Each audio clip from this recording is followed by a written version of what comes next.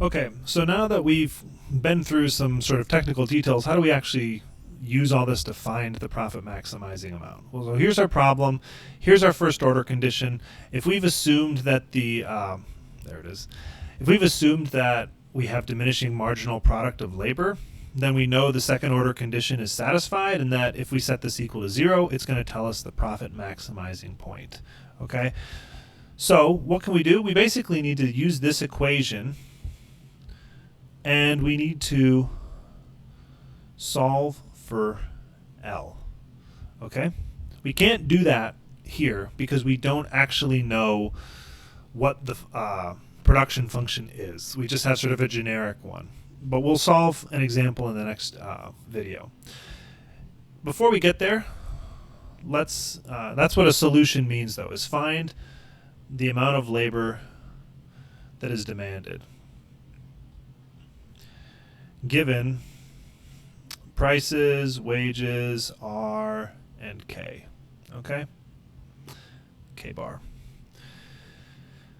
One thing that's going to be kind of interesting is that we can rewrite this as price times the marginal product of labor minus W is equal to 0. Or we can say that the price times the marginal product of labor is equal to W by moving that W over. And what this is telling us is that the extra sales that worker gives us need to exactly equal the extra cost. Okay? So we call this the marginal revenue product of labor. What does that mean? Remember, the marginal product of labor is how much extra output you get when you add one more worker.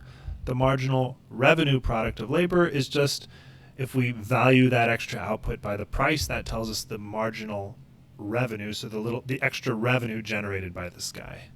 And this is equal to the wage rate, which is also, in this case, the marginal cost of labor. How much do your costs go up if you hire one more labor? And these things need to be equal at the equilibrium. Okay?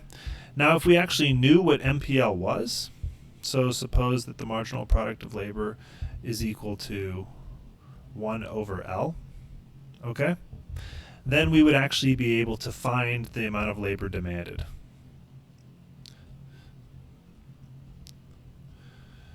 By plugging this in, we get P times 1 over L is equal to W.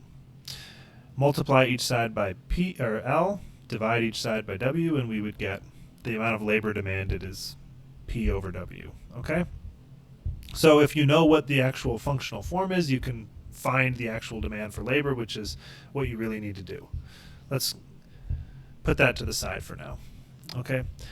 The other thing we could say is that the price we could divide by the marginal product of labor, and we could get this. What's the price of this output?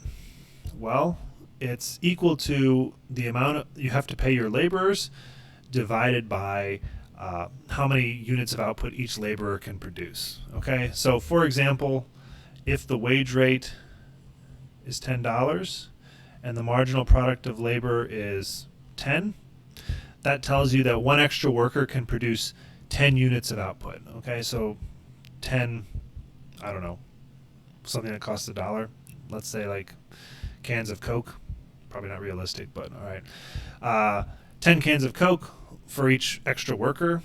The wage rate you have to pay that guy is $10. This would imply that the price is going to be equal to $10 over 10 or $1. Okay? Another way to think about it is each unit he produces generates $1 in revenue. He can do 10 in, like, if you hire him, so that generates $10 in value. His wage rate is equal to 10, so they offset.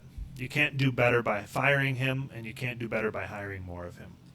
Okay, with all this kind of intuition, let's go through a more concrete example.